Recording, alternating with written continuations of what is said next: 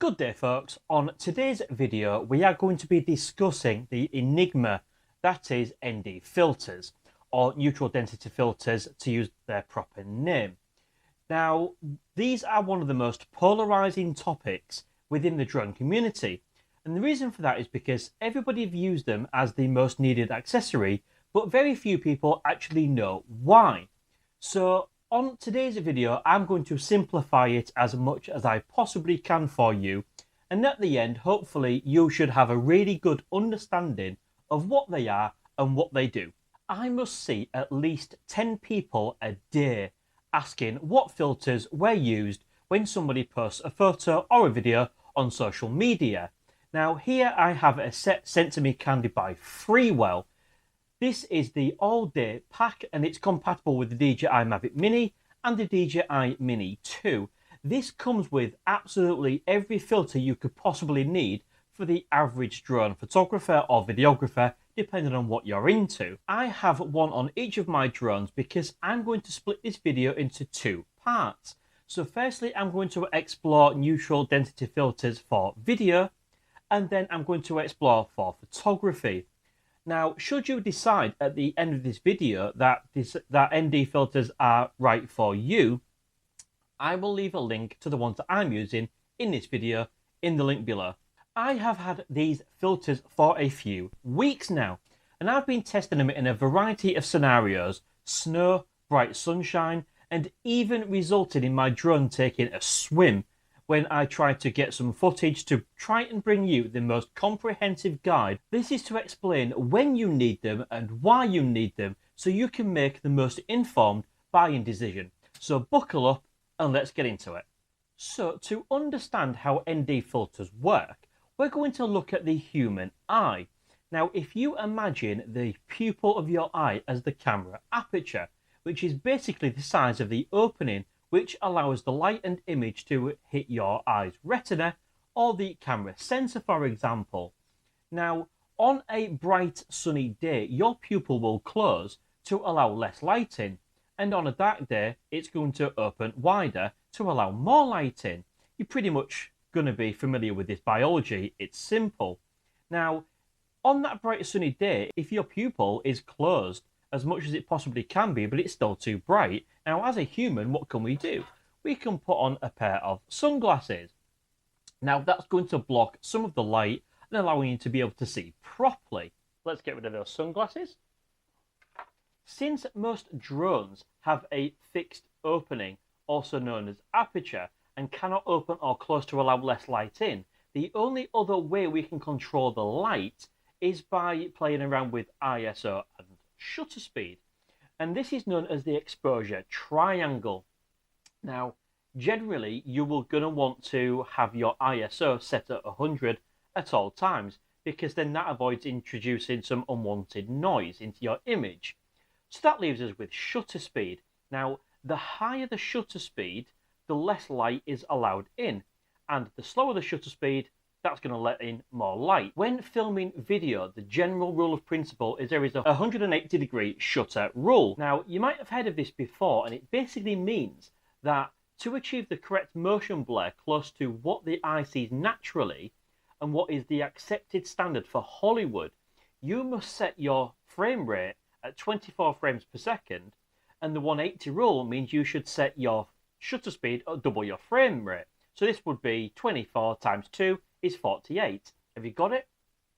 Now, quite a lot of devices do not have this 48/1 shutter speed, so we're going to use the closest we can get. On the DJI Mavic Mini and Mini 2, that's 1/50.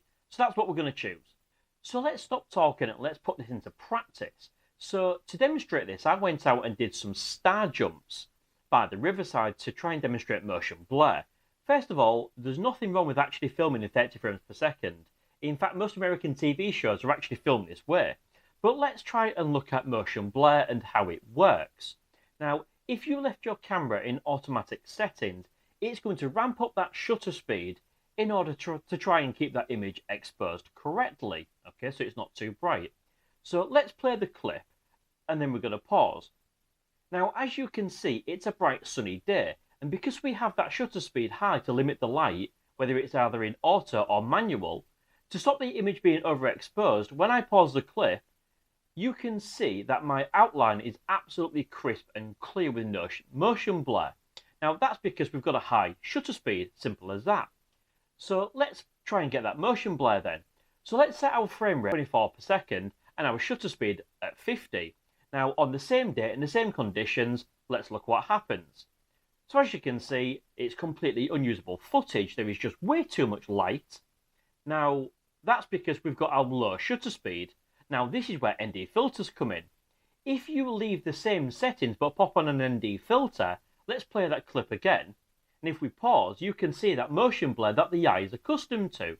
And because the ND filter is reducing the amount of light, our image is exposed nicely.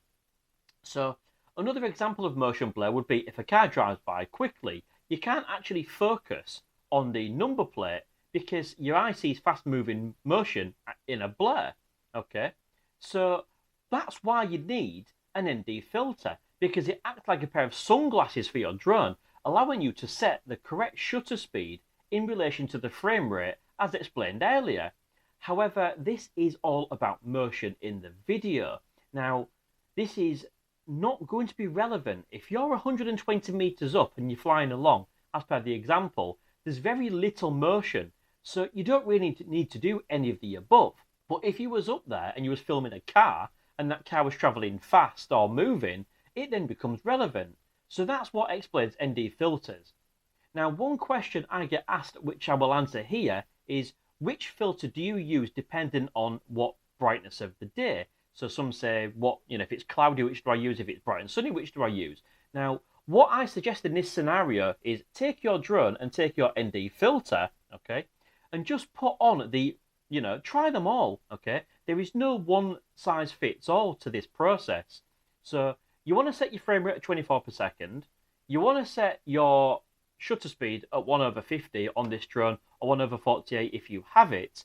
And then all you need to do is turn your drone on, look at the screen, and just hold your drone up as I'm doing on screen now. And let's just see which one fits right. It's all down to personal preference. So this is the way that I would advise doing it. Naturally, on a bright sunny day, you're probably going to want an ND16, or at least I want ND32. By the way, if you are finding this useful, please consider subscribing and hitting that bell notification to be notified of any new content on the channel. It really is appreciated. Okay, so now let's look at photography.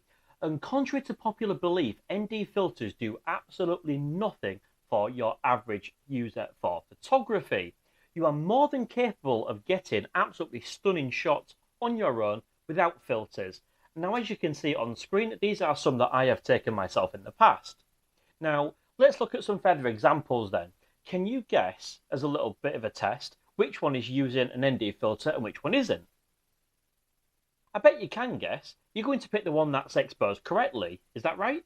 But in fact, that was actually a trick question, because absolutely none of them were actually using ND filters. And that's because we're not looking for motion blur in a photograph as we are a video. So you can just ramp up that shutter speed to make sure your photo is exposed correctly.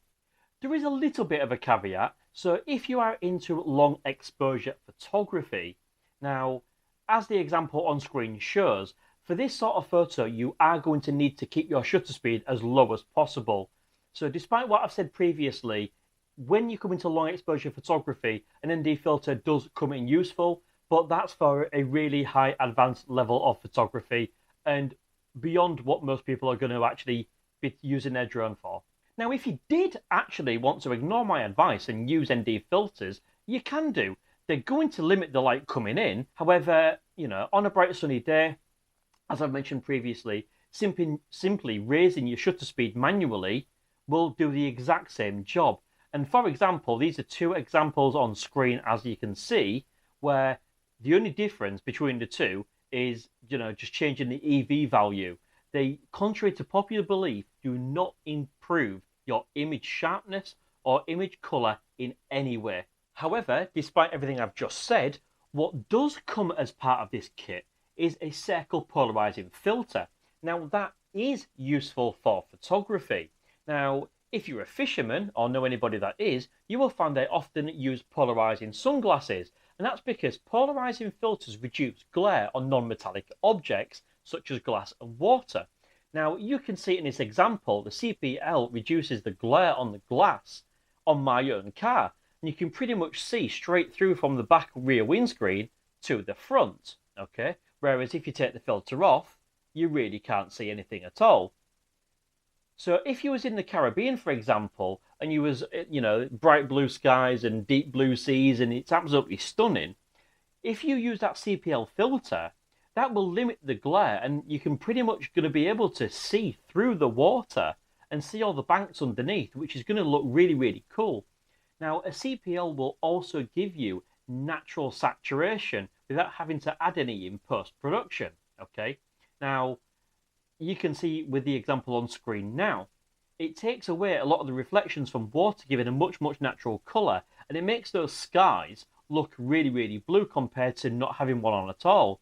So it's because of this that I know quite a few drone operators that keep a CPL filter on their drone at all times, because it works stunning for video as well as photography. So we've covered ND filters, we've covered circle polarizers. The last thing to talk about is the combination of the two. So also, as you can see, that comes in this pack, you get the hybrid ND CPL filters. Now, where would these come in useful? Well, actually, they come in useful on my channel. As you might have seen on some of my videos, I film a lot of ships by the waterside. So an ND filter would allow me to select the correct frame rate, so 24 frames per second, lower my shutter speed to get that cinematic motion blur, combined with the CPL side of it, meaning I'm going to reduce all of that glare from the water as I'm filming around the ships. So that's where these really do come in useful. So that's it, folks. That's NDs explained and why you need them for video and why you don't need them for photography. However, as mentioned, a CPL filter rather than an ND filter would be of absolutely great benefit. If you did want to pick up a set, don't forget there is a link in the description below. Hopefully this has clarified all of the questions you might have possibly had. Now, if you've got any questions or any comments regarding what you've seen in this video today, please leave them in the comment section below. I will try and answer every single one. Thank you very much for watching. Don't forget I've done a whole host of videos on the Mavic Mini and the Mini 2. I'm sure you will find something suitable to watch in my playlist. Thank you very much for watching. Please give the video a big thumbs up if you enjoyed it, and see you again soon.